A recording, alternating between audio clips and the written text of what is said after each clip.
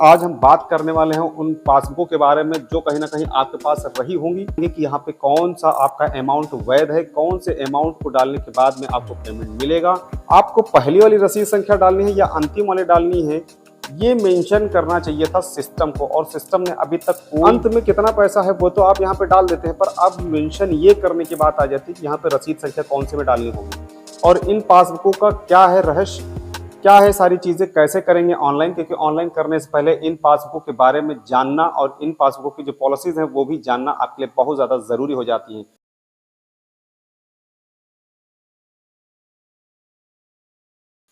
दोस्तों नमस्कार, एक बार फिर से स्वागत है आपका आपके अपने YouTube चैनल जिसका नाम है आपका दफ्तरी और मैं हूं आनंद मौर्य। तो दोस्तों आइए आज आपका फिर से स्वागत करते हैं अपने इस नए वीडियो में। और आपको आज हम बताने वाले हैं कि दोस्तों सहारा इंडिया रिफंड पोर्टल पर हो रहे बहुत सारे बदलाव अचानक से नहीं हो रहे हैं, ये पूरा प्री प्लानिंग के साथ में किए जा रहे हैं, मुझे ऐसा लगता है। और जो मुझे जानकारियां मिली हैं, क्योंकि आपको बताते चले, जब शुरुआत हुई थी सहारा रिफंड पोर्टल पर तो बहुत सारी चीज़ें नहीं थी, पर आज बहुत सारी चीज़ें दिन ब दिन उसमें बढ़ाई जा रही हैं और कुछ चीज़ें उसमें से घटाई भी जा रही हैं। तो दोस्तों आज का जो आपने हमारा थंबनेल देखा हुआ है कि आज हम बात करने वाले हैं उन पासबुकों के बारे में। आपके पास बॉन्ड तो बहुत सारे होंगे, पर आज हम बात करने वाले हैं उन पासबुकों के बारे में जो कहीं ना कहीं आपके पास रही होंगी और इन पासबुकों का क्या है रहस्य, क्या है सारी चीजें कैसे करेंगे ऑनलाइन, क्योंकि ऑनलाइन करने से पहले इन पासबुकों के बारे में जानना और इन पासबुकों की जो पॉलिसीज हैं वो भी जानना आपके लिए बहुत ज्यादा जरूरी हो जाती है। तो दोस्तों आइए कंप्लीट आपको बताते हैं आज के वीडियो में वो सारी इन्फॉर्मेशन जो हम आज एकत्रित करके कहीं ना कहीं से लाए हुए हैं। परंतु उससे पहले अगर आपने अभी तक अपने यूट्यूब चैनल को सब्सक्राइब नहीं किया है जिसका नाम है आपका दफ्तरी, तो प्लीज इसे सब्सक्राइब कर लीजिएगा, क्योंकि यहाँ पर इस प्रकार की इन्फॉर्मेशन हम आपको देते रहेंगे और देने वाले भी हैं। तो दोस्तों जैसा कि आप सभी लोग जानते हैं कि सहारा रिफंड पोर्टल पर अभी विगत जल्दी ही एक ऐसा अपडेट आया है जिसके चलते बहुत सारे निवेशकों में एक खुशी की लहर का संचार हुआ है, जिसमें यह बताया गया है कि 10,000 रुपए तक का जो भुगतान है वो प्रथम चरण में आधार बेसिस जो ज्वाइंट अकाउंट है उसमें दिया जाएगा। परंतु उसमें एक ये भी चीज आपको ध्यान रखनी होगी कि वहां पर बोला गया है जो वैध जमा करता है, इसके अलावा जो आपके पूरी तरीके से प्रमाणित जमा करता है उनको ही पेमेंट जाएगा। अब वेरिफिकेशन कैसे होगा उस पर थोड़ा सा आप रूपरेखा बता देते हैं, उसके बाद में आपको इन पासबुकों के बारे में भी बताएंगे कि यहाँ पे कौन सा आपका अमाउंट वैध है, कौन से अमाउंट को डालने के बाद में आपको पेमेंट मिलेगा, किस तारीख के बाद का जो मेच्योर पेमेंट है वो मिलेगा कि नहीं मिलेगा। परंतु आपको उससे पहले बता दें कि यहाँ पे जो वैध वाली बात आ जाती है वो है क्या। देखिए बहुत सारी चीजें हैं जो आपको समझना होगा, कहीं पर भी यह नहीं बताया गया है कि कितना पैसा मिलेगा, कितने बार में पेमेंट मिलेगा। ये हमारा शुरू से सवाल रहा है कि जो लोग बड़े निवेशक हैं उनके लिए ये बहुत ही सोचनीय पॉइंट है। देखिए यहाँ पर 10,000 रुपए की बात हुई, परंतु उसके बाद में भी बात एक होनी चाहिए थी जो नहीं हो पाई है अभी तक। वो कब साफ होगी ये तो मुझे भी नहीं मालूम, परंतु ये आपको भी सोचना होगा और मुझे तो सोचने का पूरा अवसर भी मिल जाता है। सोचना ये होगा कि 10,000 रुपए का जो अमाउंट है वो तो मुझे देने का आपने बोल दिया, पर कब तक देंगे, डेडलाइन क्या है, इसके अलावा जो बचा हुआ शेष राशि है उसको कैसे आप ट्रांसफर करेंगे।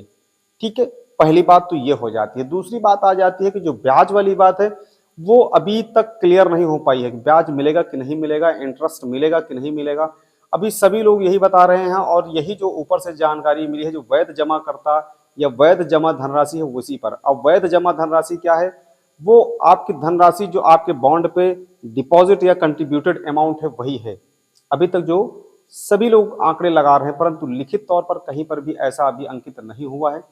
अब बात आती है कि इन किताबों की अगर बात करें तो बहुत सारे पासबुक के लिए बहुत सारे लोग अभी भी मार्केट में ये उथल पुथल मचाए हुए हैं कि कैसे इन पर हम ऑनलाइन कराएं। तो आपको बताते चलें, जैसा कि आप अभी देख पा रहे हैं कि हमारे हाथ में कुछ ऐसी पासबुकें हैं, आपके पास भी ऐसी पासबुकें होंगी जहां पर कुछ ऐसी चीजें रही होंगी।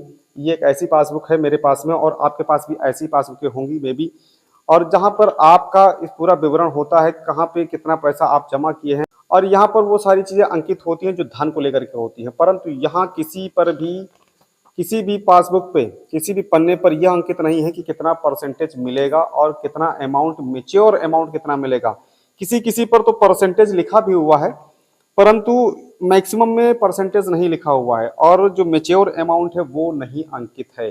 तो यहाँ पर जो आप डालेंगे, जो आपका डिपॉजिट अमाउंट है वही आप डालेंगे। परंतु आपको एक और चीज जाननी होगी, पर उससे पहले वीडियो को जरूर लाइक कर दीजिएगा और चैनल पे अगर अभी भी नए हैं तो इसे सब्सक्राइब जरूर कर दीजिएगा। आप तो आपको बता दें, जो लोग इस पासबुक का जो आरडी अकाउंट है उसमें जिसमें आप मंथली या डेली बेसिस पे पेमेंट जमा करते थे, वहां पर आपको रसीद संख्या दी जाती थी।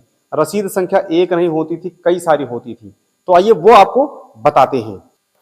तो दोस्तों देखिए, हमारे पास में है अभी सहारा एस अनोखा करके कुछ प्लान था इनका। सहारा एस अनोखा करके कुछ प्लान था जो आता था M3 के अंतर्गत। अगर आपके पास भी कुछ ऐसी पासबुक है तो आप इसमें देख पाएंगे। यहाँ पर पूरे विवरण होता है कि जब आप इसका आवेदन करते हैं तो यहाँ पर आपका खाता नंबर और मेंबरशिप नंबर और ओपनिंग डेट, ये सारी चीजें होती हैं। ठीक है, कितना मंथ का आपका यहाँ पे टाइम है, ये सारी चीजें होती है। और अब बात आ जाती है जो सबसे अहम होती है, यहाँ पर आपकी दी जाती है स्लिप संख्या, रसीद संख्या, रिसिप्ट नंबर। अब बात आती है कि ये जो पेमेंट है जो आपने यहाँ पर जमा किए हैं, जो यहाँ पे लिखे भी होते हैं, अंत में कितना पैसा है वो तो आप यहाँ पे डाल देते हैं। पर अब मेंशन ये करने की बात आ जाती है कि यहाँ पे रसीद संख्या कौन से में डालनी होगी।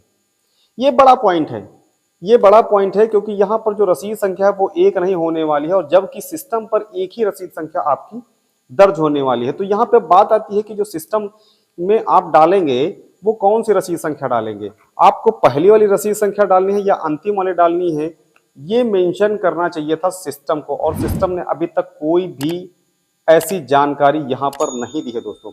तो ये जो चीजें हैं ये कहीं ना कहीं आपको सोचना पड़ेगा, और इस सोचने के जो चीजें हैं इन्हें आपको समझना भी पड़ेगा। परंतु अभी तक क्या है कि ये सारी चीजें नहीं हो पाई हैं सॉर्ट आउट। अब ये वैध कैसे होंगी, ये सवाल आपके लिए भी अभी नया और सबसे बड़ा सवाल होने वाला है, क्योंकि हम भी इसी पर रिसर्च कर रहे हैं और अभी तक मुझे जानकारी स्पष्ट कहीं से भी नहीं मिल पाई है कि जिन पासबुकों पर ऐसी चीजें लिखी हुई हैं हम वहां पर रसीद संख्या कौन सी डालेंगे।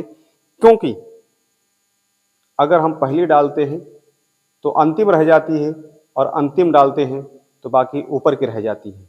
ये सवाल आपके लिए भी है। प्रयास करेंगे हम जल्द ही इस सवाल के जवाब को लेकर आने के लिए। अगर आप भी जानना चाहते हैं कि इस सवाल का जवाब क्या होगा तो दोस्तों कहीं मत जाइएगा, चैनल को अभी सब्सक्राइब कर लीजिएगा, वीडियो को लाइक कर दीजिएगा, अगर हो सके तो अपना कमेंट भी दीजिएगा। प्रयास हमारा है, हम आगे तक इसकी जानकारी लेने के लिए जरूर बढ़ेंगे। आपका सहयोग हमें ऐसे ही मिलता रहे, बस इसी की चेष्टा है, इसी की आशा है। मिलेंगे आपको अगले वीडियो में, तब तक के लिए हमें याद दीजिए। साथ ही साथ आप देख रहे थे आपका अपना YouTube चैनल आपका दफ्तरी, मैं हूं आनंद। नमस्कार।